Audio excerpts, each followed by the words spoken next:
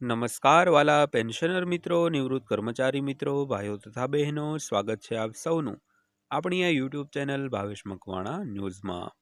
તો બધાને જય શ્રી કૃષ્ણ, જય માતાજી, હર હર મહાદેવ। તો પેન્શનર મિત્રો, આજના વિડીયોમાં આપણે વાત કરીશું પેન્શનરો માટે આવ્યા છે સૌથી અગત્યના સમાચાર। તો નિવૃત્તિ પામેલ 62 થી 72 વર્ષના પેન્શનરો માટે આજરોજ તારીખ 15/3/2026ની બપોરે 12:10 કલાકે આવ્યા છે એક મોટા સમાચાર।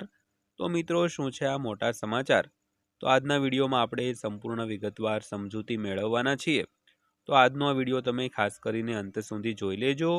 અને હજી સુધી આપણી આ ચેનલ તમે સબસ્ક્રાઈબ ન કરી હોય તો ડેઈલી આવી જ અપડેટ મેળવવા માટે આપણી આ યુટ્યુબ ચેનલ અત્યારે સબસ્ક્રાઈબ કરી લેજો, કારણ કે આપણી આ યુટ્યુબ ચેનલમાં તમારા માટે જે રોજબરોજના અગત્યના સમાચારો હોય તેનો એકદમ સરળ ભાષામાં વિડીયો બનાવીને તમને માહિતગાર કરવાનો પ્રયાસ કરતા હોઈએ છીએ।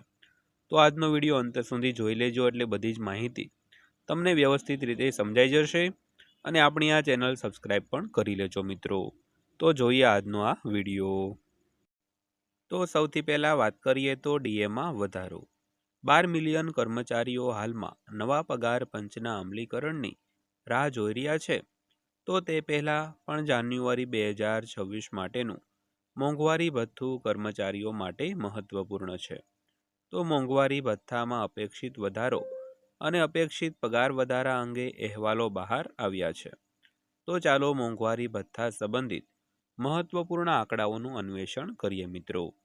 તો ખાસ કરીને 12 મિલિયન એટલે કે 1,20,00,000 જેવા જે કર્મચારીઓ અને પેન્શનરો છે તે હાલમાં 8મો પગાર પંચ એટલે કે નવા પગાર પંચના અમલીકરણની રાહ જોઈ રહ્યા છે।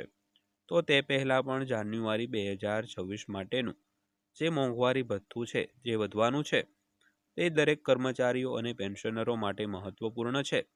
તેની સાથે મોંઘવારી ભથ્થામાં અપેક્ષિત વધારો અને અપેક્ષિત પગાર વધારા અંગે અહેવાલો પણ બહાર આવ્યા છે। તો ચાલો આ મોંઘવારી ભથ્થા સંબંધિત જે મુખ્ય આંકડાઓ આવ્યા છે તેની વાત કરીએ મિત્રો। તો ત્યારબાદ વાત કરીએ તો કર્મચારીઓ માટે મોંઘવારી ભથ્થું ખૂબ જ મહત્વપૂર્ણ છે। તો મોંઘવારી ભથ્થું all India consumer price index ડેટાને આધારે નક્કી કરવામાં આવે છે। તો મોંઘવારી ભથ્થું દર વર્ષે 2 વાર વધારવામાં આવે છે। તો હાલમાં કર્મચારીઓને 7મા પગાર પંચ હેઠળ બેઝ યર 2016 મુજબ મોંઘવારી ભથ્થું છે તે આપવામાં આવી રહ્યું છે। જોકે 8મા પગાર પંચનો કાર્યકાળ 1 જાન્યુઆરી 2026થી શરૂ થવાનો છે, પરંતુ હાલ માટે કર્મચારીઓને ફક્ત 7મા પગાર પંચ હેઠળ મોંઘવારી ભથ્થામાં વધારો કરીને પગાર વધારાનો લાભ છે તે આપવામાં આવશે મિત્રો। તો ત્યારબાદ વાત કરીએ તો મોંઘવારી ભથ્થું દર વર્ષે 2 વાર વધારવામાં આવે છે। તો કર્મચારીઓ માટે મોંઘવારી ભથ્થું દર વર્ષે 2 વાર વધારવામાં આવે છે।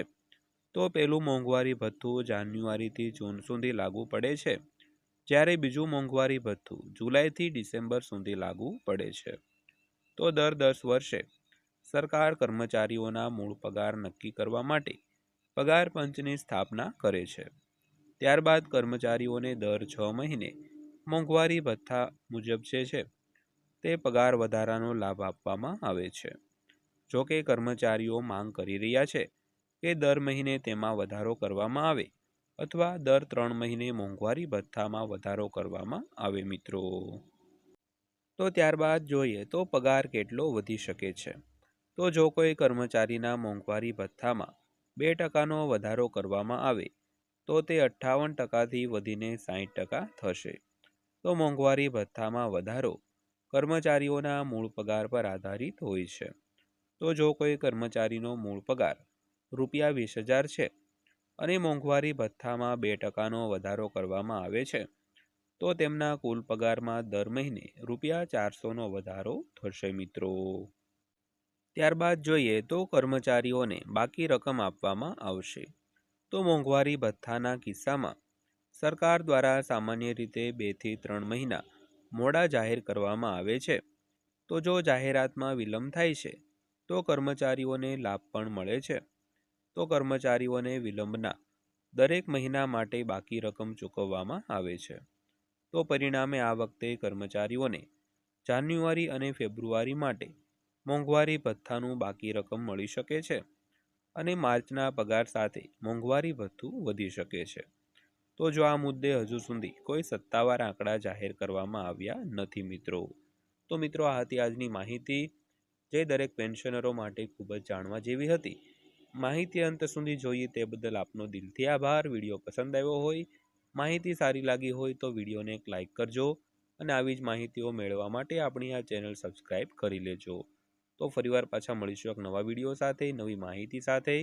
ત્યાં સુધી સૌને જય હિન્દ, વંદે માતરમ.